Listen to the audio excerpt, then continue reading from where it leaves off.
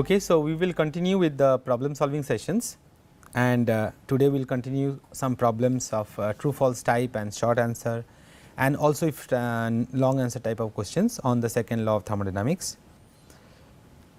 So, first we will start with the true false problem. The first question is that for a fixed amount of a perfect gas, U and H each depend only on temperature. So, is it true or not? So, we know that for ideal gas system, U is Cv dt, and Cv for an ideal gas is nothing but 3 by 2 R, which does not depend, R is an universal gas constant, therefore, it does not depend on temperature. So, Cv does not depend on temperature and U then only depends on temperature, and H is nothing but Cp dt, H is nothing but Cp dt, and we know that Cp is nothing but Cv plus R. So, therefore, Cp also will not, for ideal gas Cp also will not depend on temperature, and therefore, H will only depend on temperature. So, this first one is true. Cp is a constant, we already discussed that Cp is nothing but Cv plus R, and for ideal gas system actually Cp is nothing but 3 by 2 R plus R, which is 5 by 2 R. So, it is a constant, and because R is a constant, P dV equal to nR dt for every infinitesimal process. Okay. So, the question is that for a fixed amount of a perfect gas, now for a fixed amount of perfect gas n is a constant, R is a constant, and so whenever we do P dV, so let us say the equation is, we will just go here to write it, equation is Pv equal to nRT. Now, if I take a differential amount, so it will be dPv equal to d of nRT, which means d P dV plus V dP is equal to nR dt, because n and R both are constant. So, this is the equation that we have to follow. So, therefore, only P dV equal to nR dt is true only when pressure is constant or dP equal to 0. So, therefore, this is going to be false. Now, fourth one, Cp minus Cv for a 1 mole of gas is R, which is true, we know, and d equal to Cv dt for a reversible process. Now, of course, we know that for an ideal gas system d equal to Cv dt, but for a real gas system it is not true. So, the second question, for a reversible process in a closed system delta S must be 0. So, we know that delta S is dq reversible by T. So, for a reversible process we know that the entropy of the system is equal and opposite of the entropy of the surroundings. So, therefore, entropy of the universe will be equal to 0. However, for the system it depends on the type of the system whether the delta S will be 0 or not. So, therefore, we cannot say for sure this particular question. For a reversible process in a closed system delta universe must be equal to 0, and that just now we have discussed that is true. For a process in an isolated system delta S cannot be negative. Now, any process in an isolated system we know that if it is spontaneous process, or for example any process that happens in an isolated system, there is no external influence. For example, you talk about our universe is an isolated system, and in that any process that happens has to happen spontaneously, because there is no influence from outside, and therefore, if that happens we know that entropy has to be always positive. So, therefore, it cannot be negative is a right statement. For a closed system, next question, for a closed system equilibrium has been reached when S has been maximized. Now, we know that for an isolated system, when the system reaches to equilibrium the entropy becomes maximum.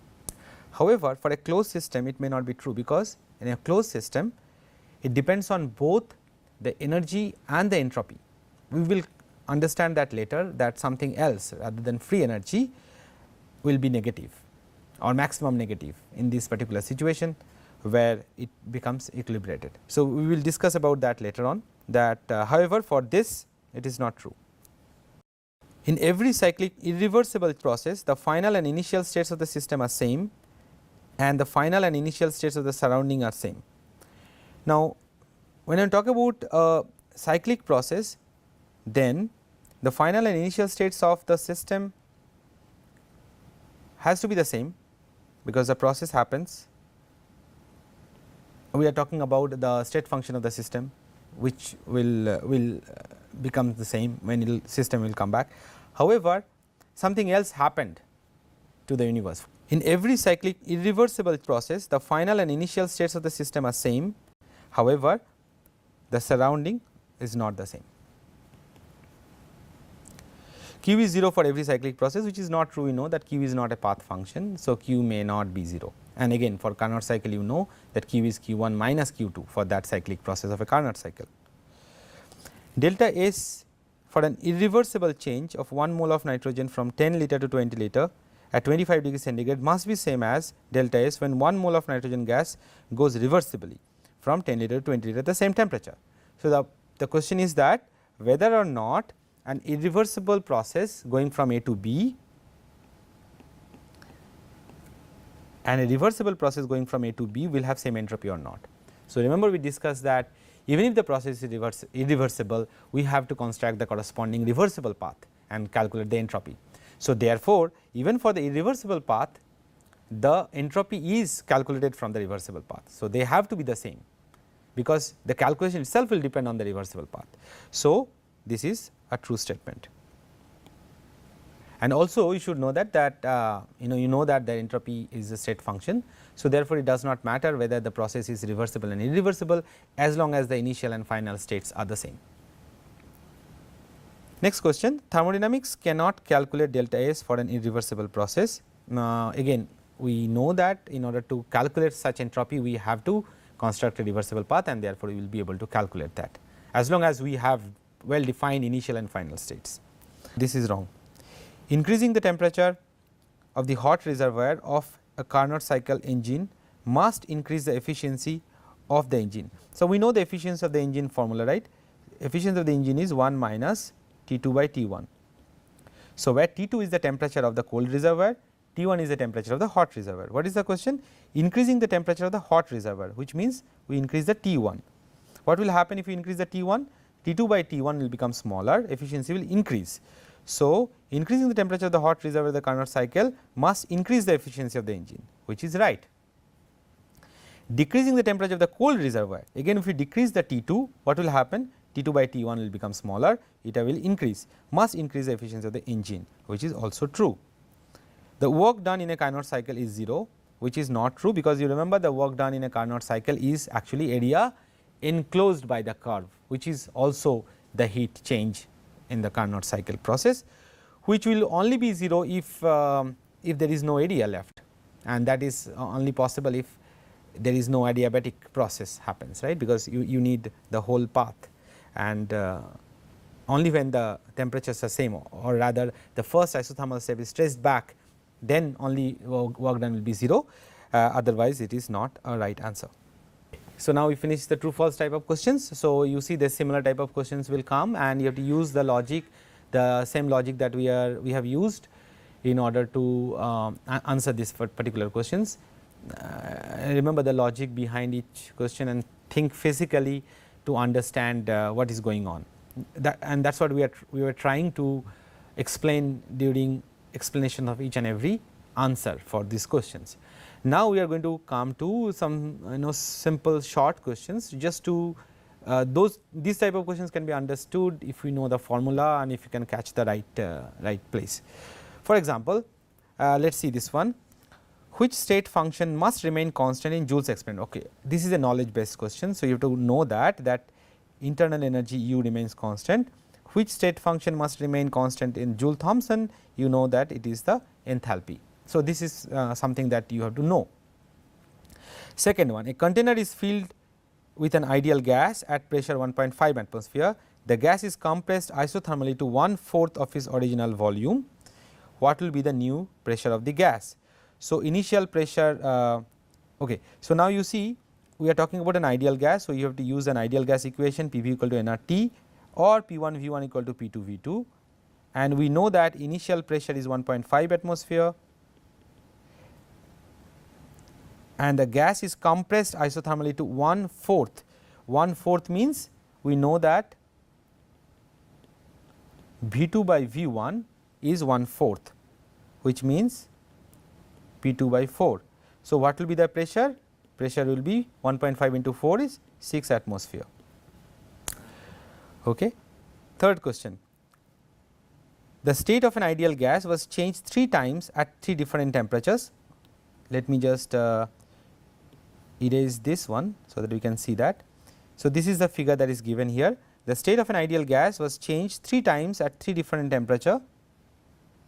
The diagram represent 3 different isothermal curves. What can you tell about the temperature of the graph? Now, you see PV equal to constant is the equation of ideal gas.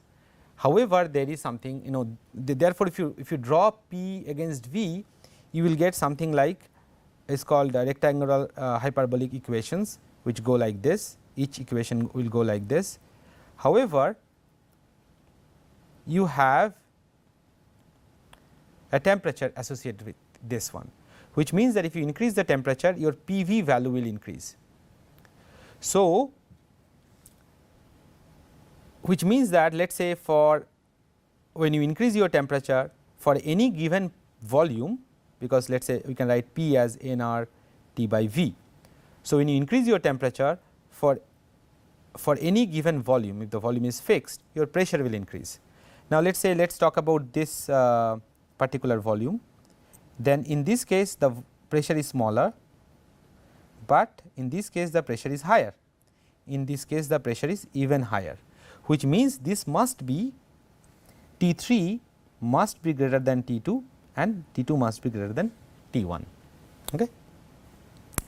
Find the molar volume of an ideal gas at 20 degrees centigrade and 1 bar pressure. Now, molar volume of an ideal gas at 20 degrees centigrade and 1 bar pressure. So, how do we know that? So, again we are going to the equation, ideal gas equation, PV equal to nRT. Now, we need to find out molar volume. So, which means we need to find out V by N, V bar equal to RT. We have the value of R, we have the value of temperature 20 degrees centigrade, and we have the value of pressure. So, we have to get the volume, molar volume RT by V. Now, we have to simply put the value, which is 8.314 multiplied by temperature is 20 degree. Now, there is a catch here, because it is not centigrade, we have to use Kelvin unit, which means 20 degree means 293 Kelvin divided by 1 atmospheric pressure. Now, 1 atmospheric pressure, now what is the unit here? So, for example, here unit is joule per Kelvin. So, I need to go there. So, V bar equal to RT by P, sorry P. So, now pressure is 1 bar pressure.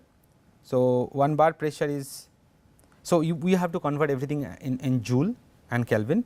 So, we have to convert the 1 bar into some joule per liter pressure. So, this is 100 joule per liter, giving rise to 8.314 multiplied by 293 by 100 liter, that will be the volume, and let us calculate that how much that comes.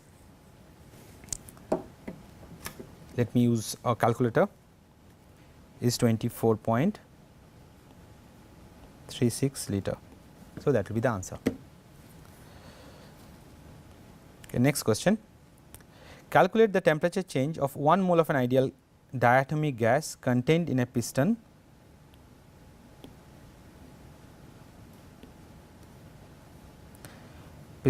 where Q is 65 joule and W is 210 joule. Now, we know in first law of thermodynamics, U equal to Q plus W is actually change in internal energy U, and we know Q is 65 joule and W is 210 joule, which is 275 joule. Now, we will use the formula of U as CV delta T. delta T is the change in the temperature, and Cv is the specific heat of a diatomic ideal gas. So, therefore, delta T will be equal to delta U by Cv, which is 275 joule by Cv. Now, Cv for a diatomic gas is 5 by 2 R. So, which is 275 joule divided by 5 by 2 into 8.314 joule per Kelvin, which will be equal to, let us do the calculation. So, 275 divided by 5 by 2 is 2.5, 314, which is giving us 13.23 Kelvin. So, 13.23 Kelvin is the answer. That much temperature change will happen. Okay, next question. If an electric motor produces 15 kilojoule of energy each second as mechanical work and lost 2 kilojoule as heat to the surrounding, then calculate the change in the internal energy of the motor each second. So, we will go here. So, it is 15 kilojoule. So, we know that delta U equal to Q plus W, right.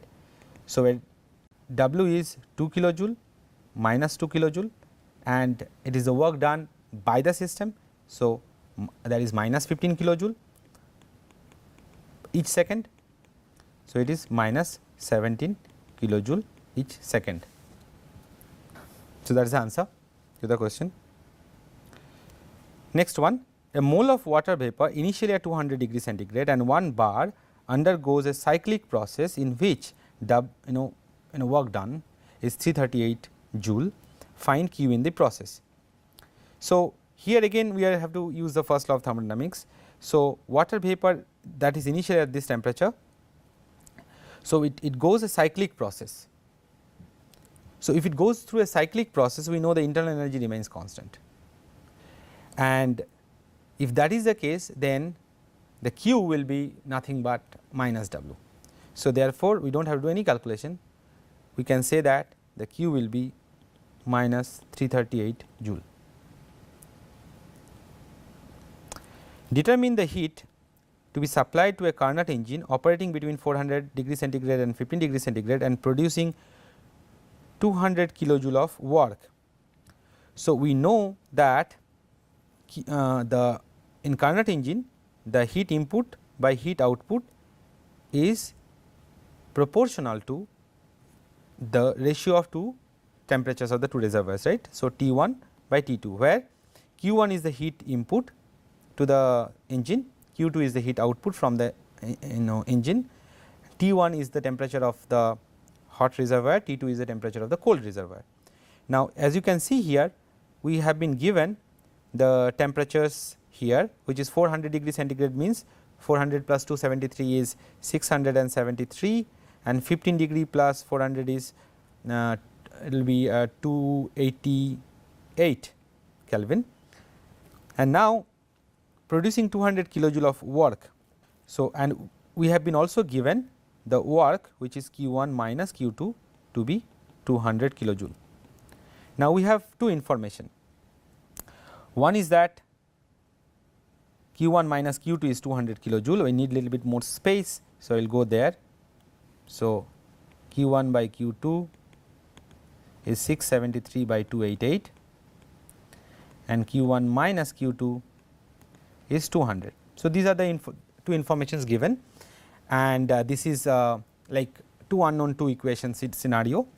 So, we can always write Q1 equal to 200 plus Q2, we can put that in equation 1. So, 200 plus Q2 by Q2 is 673 by 288. So, 200 by Q2 plus 1 is 673 by 288. So, 200 by Q2 is 673 by 288 minus 1 is how much. So, 385 by 288. So, Q2 by 200, 288 by 385 So, giving rise to Q2 equal to 288 into 200 by 385. We will just do that using calculator. 288 into 200 divided by 385. So, we are getting 149.61, and naturally we are going to get Q1 equal to 349.61, that is kilojoule, and this is also kilojoule. So, we got that. So, heat to be supplied will be 349. Okay. So, that we got. Now, continuing with these short questions, a body at 200 degree centigrade undergoes a reversible isothermal process. The heat energy removed in the process is 7875 joule. Determine the change in the entropy of the body. So, now what kind of problem it is basically that it is an isothermal process. Okay. So, and the heat energy removed in the process is also given. So, heat is given, temperature is given, you have to calculate the entropy. Now, we know the formula of entropy is delta S equal to dq reversible by T, and we have been given the dq which is 7875, provided of course this dq is reversible. It is mentioned here that undergoes a reversible isothermal process. So, we are just taking it to be reversible. Okay. We do not have to do anything here. So, this is joule per Kelvin, because that is the standard unit we have to use. So, 200 will be converted to Kelvin, which is 273 plus 200 is 473 Kelvin, and the value will come out to be 7875 divided by 473 is 16.65 approximately, 16.65 joule per Kelvin. See, this is the unit of entropy, however, okay, joule per Kelvin, that you have to remember. Next one, helium stored in a container under pressure 10 megapascal starts to leak. I will just remove this answer. Starts to leak slowly through a broken valve until its pressure drops to the atmospheric pressure of this much. The whole process proceeds isothermally at room temperature 20 degree centigrade. Find the change in the entropy for this ideal gas of weight 1.0 kg. Now, what are the approaches one can take in this particular process? First thing to note down is that the process is isothermal process.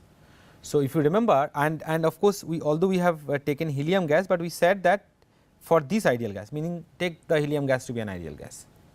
So, we have to know the formula for calculating the entropy for an ideal gas system. Now, if you remember, the formula for calculating entropy for an ideal gas system is nR ln V2 by V1, where V2 is the final volume, V1 is the initial volume, N is the number of moles, R gas constant, and things like that. Now, also we know that, so but here we have not the question does not give you the initial and final volume, but initial and final pressure. So, you also know that P1 V1 equal to P2 V2 for an ideal gas. So, therefore, V2 by V1 is nothing but P1 by P2, so which means initial pressure by final pressure. So, we can write nR ln P1 by P2. P1 and P2 are given, R is known, but we have to still calculate the N. N is number of moles. For that, what is given is this particular thing 1 kg. So, we know that molecular weight of helium is 4,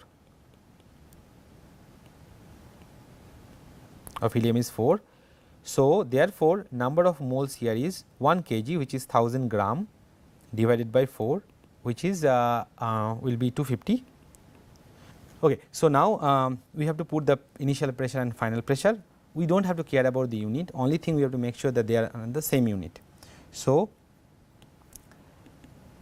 we know the number of moles will be 250, R is 8.314 into ln of 10 megapascal is 10 to the power 7 Pascal by 101325. Now, let us calculate how much that comes. So, 250 into 8.314 into ln of 98.6923, giving us 9544.48 or 49 joule per Kelvin. That is what we get. So, we will go to the next question. Next question, a refrigerator operates on reverse Carnot cycle. Determine the power required to drive refrigerator between temperatures 42 degrees centigrade and 4 degrees centigrade if heat at the rate of 2 kilojoule per second is extracted from the low temperature region. Now, in order to understand this particular question, let us draw this. So, a refrigerator operates on a reverse Carnot cycle. So, Carnot cycle has to be reversed, which means that now it will take the heat from low temperature reservoir and throw the heat to the high temperature reservoir. Let us call it T1 and T2, and we know that we need work done, otherwise it is not possible. So, power is nothing but work done per time, work by time is the power. So, power required, so first we have to calculate then the work done, right. So, power required to drive this thing between the temperatures 42 degree and 4 degree centigrade if heat at the rate of 2 kilojoule per second is extracted. So, we know that Q2 equal to 2 kilojoule per second. We have to know what is the Q1 and the temperatures have been given. So, we know from Carnot cycle is Q1 by Q2 is T1 by T2. Now, what is Q1 we do not know, Q2 we know as to be 2. So, I will put that value as 2. T1 is the high temperature which is 273 plus 42 degree, and this one is 273 plus 4 degree, giving us 315 by 277. So, Q1 is 315 by 277 into 2, so which is 630 by 277, which is if I do the calculator I will see that 630 divided by 277 is 2.274 kilojoule per second, that is a Q1. So, therefore, W equal to Q1 minus Q2, which is 2.274 minus 2 kilojoule per second, or W by power, rather power equal to W per time, which is 0.274 kilojoule per second. Okay. So, we have done that. Next question is, oxygen is compressed reversibly and isothermally at 27 degree centigrade from 125 kilopascal pressure to a final pressure of 375 kilopascal. Determine the change in the entropy of the gas. We have already discussed a similar problem, that if that happens isothermal process, then entropy change is Nr ln P1 by P2, initial pressure by the final pressure. Now, N is it given N? So, here it is saying that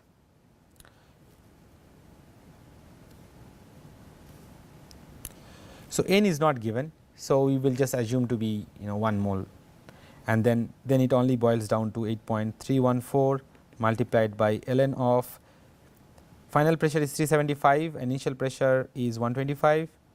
So, 125 by 375. Okay. So, then you can do the calculation and then solve that, because it is straightforward. Next question, determine the change in entropy of the universe if a copper block of 1 kg at 27 degree centigrade is dropped from a height of 200 meter in the sea water at 27 degree centigrade, means the same temperature, and heat capacity is given. Now, you see when you drop a copper block from certain height, the potential energy of the block will hit the ground, it will convert to the kinetic energy, and then when it hit the ground it will convert to the heat, right. So, we have to know basically what is the potential energy of the system, and then we will be able to, we will assume that all are converted to the heat, and then we will be able to calculate the change in the entropy of the process. So, one thing just I would like to tell you is that this process is not a reversible process. However,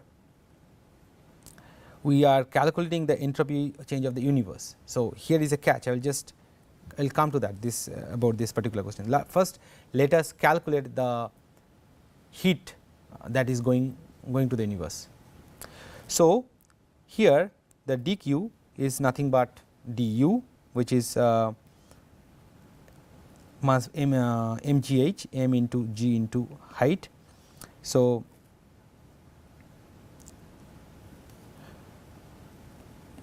mass of the block is 1 kg, g is 9.8 meter per second square, and h is 200 meter. So, that will give rise to a value in joule, which is 196 then 200. So, 1960 joule, that is the dq we get, like q we can say q we get, and then the temperature is 27 degrees centigrade. Now, it is an irreversible process, okay, because the q, so the fallen block will never come back. So, it is an irreversible process, but universe is very big. So, even a process that is happening irreversibly within the system and there is a change in the q, it is taken to be a reversible process for the universe. For example, I talk about a system here, and let us say there is an irreversible process going on from A to B, let us say, and let us say there is a change in dq, irreversible dq. So, therefore, we will not be able to calculate from this process alone the entropy change for the system. However, let us say this change in the q, and it throws away q amount of heat to the universe irreversibly for the system. However, we take that to be a reversible change for the universe, and we will be able to calculate the entropy change. So, delta S here will be nothing but the q by T. Now, q is 1960, T is 27 degree, which is 300 Kelvin, that is the joule per Kelvin entropy change. So, okay. Okay. So, that is an important point that we have to remember, and because of that only we can see that an irreversible process, the entropy of the universe will be positive, otherwise it will not be positive. So, the fact that a small irreversible change or for a system a large change is extremely small for the universe, because you see whenever there is a change in the heat, we have to see how much change that happens for a particular for our universe. For example, if I take out a glass of water from the ocean, it is a very extremely small change for the ocean. However, for a system with a bottle of water, it is a huge change. So, that analogy is used. So, whenever we talk about an infinitesimal change, it is with respect to the system alone. If the system is big, then the changes can be infinitesimal even if it is finite for a smaller system. That is what we have to understand.